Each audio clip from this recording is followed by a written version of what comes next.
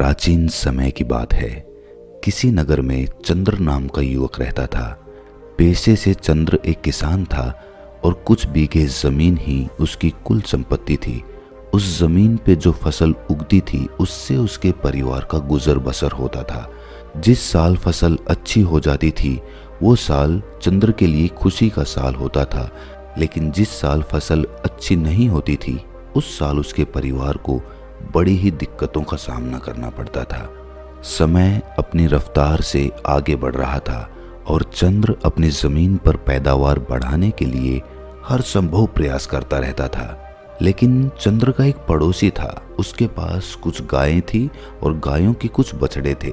उसका पड़ोसी पेशे से एक ग्वाला था। अपनी गायों का दूध वो घर घर बेचकर अपना गुजर बसर किया करता था। लेकिन उसकी एक समस्या थी। वो गायों से दूध तो निकालना चाहता था, लेकिन जब बात उनको खिलाने पिलाने की आती, चारा डालने की आती, तो वो अपनी गायों को खुला छोड़ देता था, क्योंकि उसे पता था कि गाय दूसरों के खेतों में जाकर अपना पेट भर के वापस उसी के पास आ जाएंगी। उसका काम सिर्फ गायों से दूध निकालने का था। उनकी देखभाल का जिम्मा वो लेना ही नहीं चाहता था। इसकी वजह से बहुत से लोग उसे ताने भी देते थे, क्योंकि गाय जब उनके खेतों में घुसती थी तो फसलों को बड़ा नुकसान होता था। वो उससे शिकायत करते कि जब दूध तुम निकालते हो तो उसको चारा तुम क्यों नहीं डालते हो, क्यों हमारी फसल बर्बाद करने के लिए उसे खुला छोड़ देते हो। इस पर वो कहता कि मैं गायों को पूरे दिन बांध के नहीं रख सकता, उनको खुला भी छोड़ना चाहिए। गाय हमारी माँ होती है और अगर तुम्हारी फसल खराब होती है तो तुम अपनी फसलों की निगरानी रखो। मैं कौन सा तुम्हारे खेत में छोड़ने के लिए जाता हूँ। और इस प्रकार वो अपनी बात को ऊपर रखते हुए दूसरों को नजरअंदाज कर देता था। एक दिन सुबह सुबह जब चंद्र अपने खेतों में गया तो उसने पाया कि रात में गाय ने उसकी खेत की बहुत सी फसल खराब कर दी थी। उस खेत में उसने गाय के पैरों के भी निशान देखे। अब उसका यकीन पक्का हो गया था कि ये गाय उसके पड़ोसी की ही थी। इसीलिए उसने सोचा कि वो अपने पड़ोसी को इसकी शिकायत करेगा, लेकिन तभी उसे याद आया कि पड़ोसी को शिकायत करने का कोई फायदा नहीं है, क्योंकि वो उसकी बात को मानेगा ही नहीं। और आखिरकार उसने फैसला किया कि वो रात में अपनी फसल की देखभाल वहीं खेत में अपनी झोंपड़ी में रहकर किया करेगा। उसने घर आकर अपनी पत्नी को अपना ये विचार बताया कि आज रात से मैं खेतों में ही सोया करूंगा। इस पर उसकी पत्नी ने भी कोई विरोध नहीं किया, क्योंकि उसे पता था कि फसल अच्छी नहीं होगी तो फिर से कलह के दिन आ जाएंगे। उसी रात को चंद्र अपना खाना पीना खाकर अपनी लाठी को तैयार करके अपनी झोंपड़ी की तरफ निकल पड़ता है। आज उसने फैसला कर लिया था कि आज से जब तक फसल नहीं कटेगी वो खेतों में अपनी फसल की देखभाल किया करेगा। लेकिन उसके मन में एक असमंजस की स्थिति भी थी। उसने सोचा कि अगर गाय मेरी फसल खाने के लिए आती है तो मैं उसे लाठी से मार तो नहीं सकता। बचपन से उसके संस्कारों से उसकी ऐसी मान्यता थी कि गाय उसकी माँ समान है और माँ पर कोई लाठी कैसे चला सकता है। तो यहाँ पर असमंजस की स्थिति तो खड़ी होनी ही थी। इसीलिए उसने सोचा कि मैं गाय को लाठी मारने की बजाय वैसे ही हाँक दिया करूँगा। गाय वैसे ही हाँकने से खेत से बाहर चली जाएगी। लेकिन रात में जब गाय फसल खाने के लिए उसके खेत में पहुंची तो उसने खेत से बाहर हाँकने का बहुत प्रयास किया। वो इस कोने से गाय को बाहर हाँकने की कोशिश करता तो गाय उस कोने पर पहुंच जाती, लेकिन गाय उस खेत से बाहर निकलने का नाम ही नहीं ले रही थी। इससे चंद्र की झल्लाहट बढ़ती जा रही थी। अपने गुस्से की वजह से वो खुद पे से काबू खोता जा रहा था और आखिरकार वो घड़ी भी आ गई जब वो अपने सारे संस्कार भूल गया। और जब आदमी गुस्से से भर जाता है तो उसका विवेक, उसकी बुद्धिमानी, उसकी सोच सब कुछ खत्म हो जाती है। ऐसा ही कुछ उसके साथ भी हुआ। वो भूल चुका था कि उसके संस्कार क्या हैं और आखिरकार उसने लाठी उठाकर उस गाय को पीटना शुरू कर दिया। इससे वो गाय खेत से बाहर भागने की कोशिश करने लगी और बाहर भागने की कोशिश में वो गाय एक जगह पे पानी में लिपट कर वहीं जमीन पर गिर गई। और बदकिस्मती से जहां पर वो गाय गिरी थी वहीं पर जमीन पर एक बड़ा सा पत्थर भी पड़ा हुआ था, जिसके कारण उस गाय की उस पत्थर पर गिरने की वजह से वहीं पर मौत हो गई। ये घटना होने के बाद चंद्र का गुस्सा एकदम ठंडा हो गया। उसको एहसास हुआ कि उससे कितनी बड़ी गलती हो गई। वो सोच ही नहीं पा रहा था कि उसे क्या करना चाहिए। क्या उससे कोई पाप हो गया? क्या उसे ऐसा नहीं करना चाहिए था? इसी सोच विचार में वो पूरी रात सो नहीं पाया और उसके सामने वो गाय तड़पती रही। उसने उसका इलाज करने की भी कोशिश की, लेकिन रात में ना तो उसे कोई चिकित्सक मिल सकता था और ना ही मदद के लिए आसपास कोई मौजूद था, क्योंकि उसका खेत गांव से बहुत दूर था। वो पूरी रात उस गाय के सामने बैठा रहा और उस गाय को अपनी आंखों के सामने तड़पता हुआ देखता रहा। उसका दिल उसे बार बार धिक्कार रहा था। वो खुद से कह रहा था कि तूने कितना बड़ा पाप कर दिया, इसका प्रायश्चित तू कैसे करेगा। जैसे ही सुबह हुई तो गांव के कुछ लोग उस तरफ आ पहुंचे और जब उन्होंने चंद्र को एक मृत गाय के सामने बैठा देखा तो उन लोगों को पूरी घटना समझते देर नहीं लगी और चंद्र ने उनके सामने खुद माफी मांगते हुए कहा कि ये उससे बहुत बड़ा पाप हो गया है। इसके बाद गांव में एक पंचायत रखी गई और जिस ग्वाले की वो गाय थी, यानी कि चंद्र का पड़ोसी, उसने पंचायत से न्याय की मांग की। यहाँ पर पंचायत को फैसला करने में कुछ ज्यादा तकलीफ नहीं हुई, क्योंकि चंद्र खुद यहाँ पर अपने आप को दोषी मानकर बैठा हुआ था। पंचायत ने फैसला सुनाया कि जब तक चंद्र अपने इस पाप को धो नहीं लेता तब तक वो इस गांव में वापस नहीं आ सकता। इस पर चंद्र ने पंचायत से पूछा भी कि वो अपने इस पाप को किस तरह धो सकता है। तो पंचायत ने बताया कि तुम 4 धाम की यात्रा करके आओ, उसके बाद तुम्हारा ये पाप धुल जाएगा। लेकिन अब भी चंद्र की आंखों के सामने गाय का वो तड़पता हुआ चेहरा घूम रहा था और उसे लग रहा था कि 4 धाम जाने के बाद उसका ये पाप किस तरह धुल जाएगा। क्या उस गाय की जिंदगी वापस आ जाएगी? क्या उसका वो दर्द मेरी आंखों के सामने से हट जाएगा? लेकिन फिर भी उनकी बात मानते हुए वो 4 धाम की यात्रा के लिए निकल पड़ता है। ये उस समय की बात है जब कोई साधन या वाहन नहीं हुआ करते थे, तो इंसान को अपने पैरों से ही चलना पड़ता था या फिर घोड़ा गाड़ी या ऊंट गाड़ी पर जाना होता था। चंद्र की ये यात्रा बहुत लंबी होने वाली थी, शायद उसे कई वर्ष लग जाते वापस लौटने में। लेकिन फिर भी चंद्र अपने इस पाप को धोना चाहता था। लेकिन उसके मन में एक सवाल भी चल रहा था कि इस पाप का दोषी जितना वो है, उससे कहीं ज्यादा दोषी वो ग्वाला है जो अपनी गाय को दूध निकालकर यूं ही दूसरों की फसल चरने के लिए छोड़ देता था।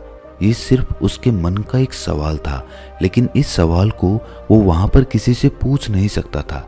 जब वो अपने घर से 4 धाम की यात्रा के लिए निकल रहा था तो उसकी पत्नी ने भी उसके साथ चलने के लिए आग्रह किया, लेकिन उसने अपनी पत्नी को वहीं पर रहकर अपने खेतों की देखभाल और अपने बच्चों की देखभाल करने के लिए कहा और वो अकेला ही अपने पाप को धोने के लिए उस गांव से निकल पड़ता है। एक धाम से दूसरे धाम और दूसरे धाम से तीसरे धाम, इस प्रकार चलते चलते चंद्र को बहुत वक्त हो गया था। कई साल बीत गए थे, लेकिन चंद्र अब भी अपने आप को दोषी मान रहा था। उसके मन से उस गाय का वो चेहरा हट ही नहीं रहा था। जब वो अपने तीसरे धाम की यात्रा पर जा रहा था तो उस यात्रा के बीच में एक जंगल पड़ता था और उस जंगल को पार करते हुए वो धाम था। जब चंद्र उस जंगल को पार कर रहा था तो उसे उस जंगल में एक भिक्षु की कुटिया दिखाई दी। उसे बड़ा ही आश्चर्य हुआ, क्योंकि वहां आसपास कोई भी और मनुष्य दिखाई नहीं दे रहा था। कई कई मीलों तक किसी इंसान की कोई बस्ती वहां पर नहीं थी और इस जंगल के बीच में ये एक भिक्षु अकेला क्या कर रहा था। इससे चंद्र की जिज्ञासा और ज्यादा बढ़ गई और वो अपनी जिज्ञासा को शांत करने के लिए उस भिक्षु के पास उस कुटिया में पहुंच जाता है। जब चंद्र उस कुटिया में पहुंचा उस वक्त वो भिक्षु ध्यान में लीन था, लेकिन जैसे ही चंद्र ने उस कुटिया में प्रवेश किया वैसे ही भिक्षु अपने ध्यान से बाहर आ गया। ध्यान से बाहर आने के बाद चंद्र ने उनसे पहला प्रश्न क्या किया, जरा ध्यान से सुनिएगा। चंद्र ने पूछा, महात्मन, आप इस जंगल में अकेले किस प्रकार रहते हैं? यहाँ पर ना कोई इंसान है, ना कोई बस्ती है। यहाँ पर आप अकेले किस प्रकार वास कर लेते हैं? इस पर भिक्षु ने बड़े ही सहज भाव से उत्तर दिया कि इंसान को जीने के लिए सांसें और खाना चाहिए, जो यहाँ पर भली भांति मिल जाती है। सांसें ये पेड़ पौधे हमें देते हैं और खाना भी ये पेड़ पौधे हमें इस जंगल में दे देते हैं। और जीने के लिए क्या चाहिए? इस पर चंद्र ने पूछा कि महात्मन, फिर भी इंसान को कोई तो चाहिए जिससे वो बात कर सके, जिससे अपनी भावनाएं व्यक्त कर सके। आपके पास तो यहाँ कोई भी नहीं है। इस पर भिक्षु ने जवाब दिया कि ये तुम्हें लगता है कि मेरे पास कोई भी नहीं है, क्योंकि तुम्हारी आंखें सीमित चीजें ही देख पाती हैं, लेकिन मेरे पास वो भी है जो तुम्हारी आंखें नहीं देख पाती और जो कण कण में बसता है। इन बातों से चंद्र को एहसास होने लगा था कि ये कोई साधारण भिक्षु नहीं है, इनकी समझ बहुत गहरी है और इनसे मुझे अपने सवालों के जवाब मिल सकते हैं। इसीलिए चंद्र ने उनको अपनी पूरी परिस्थिति बयां कर दी और सारी बात बताने के बाद चंद्र ने भिक्षु से पूछा कि महात्मन, 2 धाम की यात्रा तो मैं कर चुका हूँ और ये यात्रा करने के बाद भी मेरे मन का बोझ हल्का नहीं हुआ है। मुझे पता है कि मैं 4 धाम की यात्रा भी कर लूँगा तो भी मेरे मन की परिस्थिति यही रहेगी। कृपया करके आप मेरा मार्गदर्शन करिए। मैं अपने इस पाप को किस तरह धो सकता हूँ, इस पाप से किस तरह मुक्ति पा सकता हूँ। ये सुनकर वो भिक्षु जोर जोर से हंसने लगता है। इस बात पर इतना जोर जोर से ठाके लगाकर हंसते हुए देखकर चंद्र उन भिक्षु से पूछता है कि महात्मन, इसमें हंसने की क्या बात है? आप इतनी जोर जोर से क्यों हंस रहे हैं? इस पर वो भिक्षु कहता है कि बंते, तुम उस पाप को धोने की बात कर रहे हो जो तुमने किया ही नहीं है। तुम अंधकार में भटक गए हो। जो तुमने किया वो कोई पाप नहीं था। वो तुम्हें लगता है कि पाप है, लेकिन वास्तविकता में वो पाप नहीं है। अच्छा ये बताओ, अगर तुम उस गाय को अपना पूरा खेत चरने के लिए छोड़ देते तो क्या वो सही होता? जरा सोचो। इस पर चंद्र कहता है कि नहीं महात्मन, वो तो बिल्कुल भी अच्छा नहीं होता, क्योंकि किसानी करना तो मेरा पेशा है और अगर वो मेरे खेत की पूरी फसल खा जाती तो मैं अपना परिवार किस प्रकार चलाता, अपना गुजर बसर किस प्रकार करता। ये सुनकर उस भिक्षु ने कहा, तो यही बात तुम समझ नहीं पा रहे हो। तुम्हारा सबसे बड़ा कर्तव्य यही था कि तुम अपनी फसल की रक्षा करो। वही तुम्हारा सबसे बड़ा कर्म था और अपने कर्म को पूरा करने के लिए चाहे इंसान को कुछ भी करना पड़े, उसे करना चाहिए और वही तुमने किया। एक उदाहरण देते हुए भिक्षु ने बताया कि जिस प्रकार श्री कृष्ण ने धर्म की रक्षा के लिए कौरवों से युद्ध करने के लिए अर्जुन को गीता का उपदेश दिया और उसे युद्ध करने के लिए प्रेरित किया, क्योंकि वही उस वक्त की प्राथमिकता थी। हमें ये जरूर देखना होगा कि हमारी प्राथमिकता क्या है और उसी प्राथमिकता के आधार पर हमें अपने कर्म का चुनाव करना होता है। इसके बाद भिक्षु ने चंद्र को समझाते हुए कहा कि जब तक तुम अपने आप को कर्ता समझते रहोगे, यानी कि करने वाला, तब तक तुम्हें दुख ही होता रहेगा। तुम्हारा मन हमेशा संताप झेलता रहेगा, क्योंकि तुम समझ रहे हो कि तुम करने वाले हो, तुम करता हो और वही तुम्हारे दुख का कारण बन जाता है। इस परिस्थिति में तुम्हें लग रहा है कि तुम्हारी वजह से वो गाय मारी गई, क्योंकि तुम अपने आप को कर्ता समझ रहे हो और यही तुम्हारे दुख का कारण है। लेकिन जब तुम अपने आप को सिर्फ क्रिया समझोगे, कर्म करने वाला समझोगे, तब तुम्हें दुख नहीं होगा, क्योंकि वहां पर तुम कर्ता नहीं हो, वहां पर तुम क्रिया हो। करने वाला और रचने वाला तो कोई और है। तुम इस नाटक में सिर्फ अभिनय कर रहे हो। अपना पात्र पूरा करो और यहाँ से चलते बनो। अपने आप को इस नाटक का निर्देशक कभी मत समझना, क्योंकि निर्देशक कोई और है। हम तो सिर्फ अभिनेता हैं जो अपना अभिनय कर रहे हैं, और इस अभिनय में जो पात्र हमें मिला है उसको भली भांति पूरा करना हमारा सबसे बड़ा कर्तव्य है। तुम्हें पात्र मिला है एक किसान का, इसीलिए तुम अच्छे से किसानी करोगे तो ही तुम्हारा निर्देशक यानी कि इस नाटक का निर्देशक खुश होगा।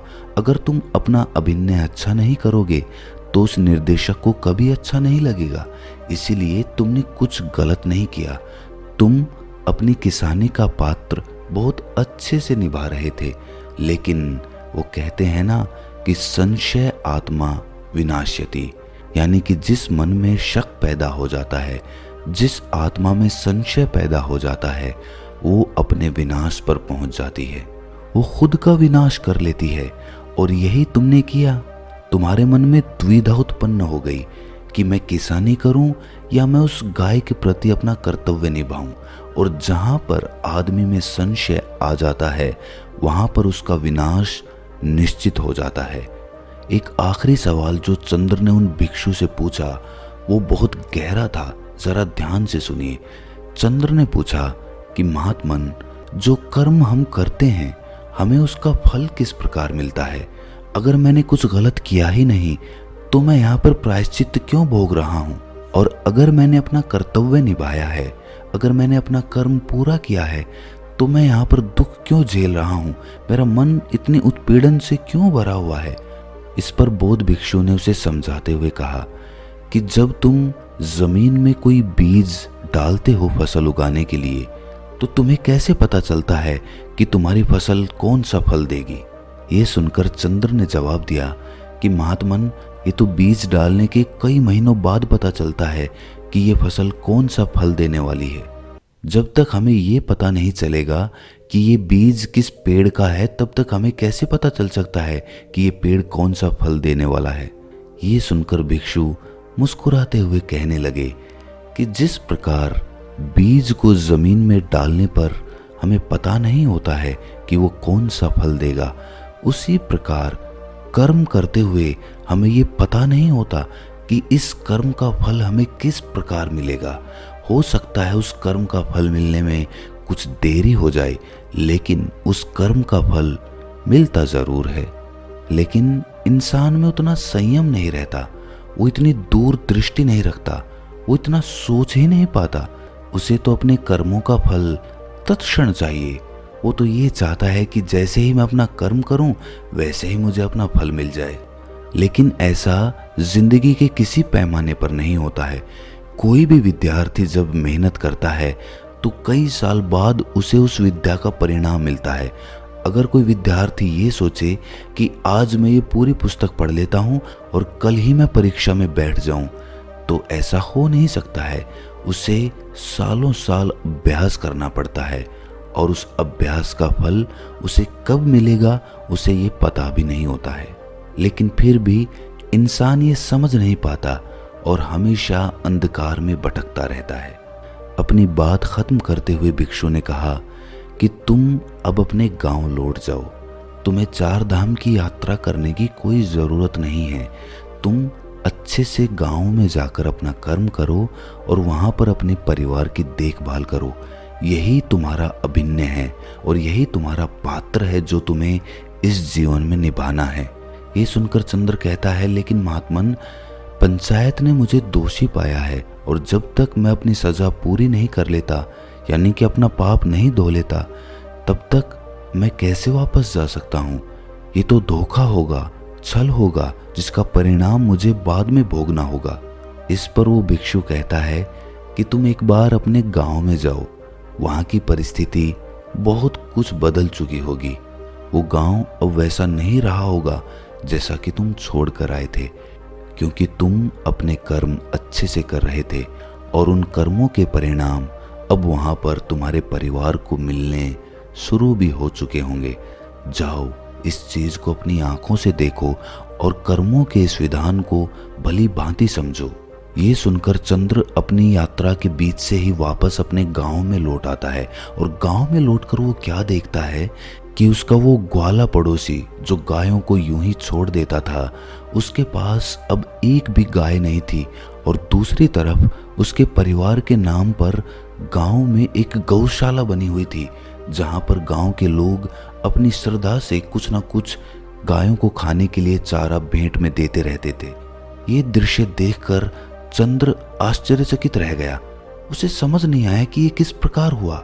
जब उसने लोगों से पूछा कि ये किस प्रकार हुआ, तो लोगों ने उसे बताया कि तुम्हारे जाने के बाद इस ग्वाले ने अपनी गायें रात में छोड़ना बंद नहीं किया और उसकी गायें दूसरों के खेतों में भी फसलों को नुकसान पहुंचाती रहती थी, जिससे सभी गांव वाले बहुत परेशान हो गए।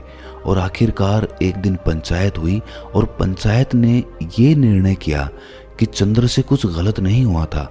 अपनी फसल को बचाने के लिए अनजाने में ही उससे ये गलती हो गई थी, लेकिन ये गलती नहीं मानी जा सकती और इसीलिए जो गायें उस ग्वाले ने छोड़ रखी थी, उन गायों को पकड़कर एक गौशाला बनाई गई और वो गौशाला चंद्र के परिवार के नाम कर दी गई, क्योंकि पंचायत को एहसास हुआ कि चंद्र को दोषी मानकर उनसे बहुत बड़ी गलती हुई थी। इसीलिए अपनी गलती को सुधारने के लिए उन्होंने वो गौशाला चंद्र के परिवार के नाम कर दी। ये दृश्य देखकर चंद्र की आंखें खुल गई। उसे उस भिक्षु की वो बात याद आ गई कि जब हम जमीन में बीज को डालते हैं तब हमें ये पता नहीं होता कि वो बीज क्या फल देगा, लेकिन जिस दिन वो फल देता है उस दिन हमें पता चलता है कि हमारा वो कर्म कितना सार्थक था। तो दोस्तों, कैसी लगी ये कहानी आपको? कमेंट सेक्शन में ज़रूर बताना और अच्छी लगी हो तो इस वीडियो को लाइक करके चैनल को सब्सक्राइब ज़रूर कर देना। तो मिलते हैं अगली ही किसी ऐसी कहानी में। तब तक के लिए अपना ख्याल रखें।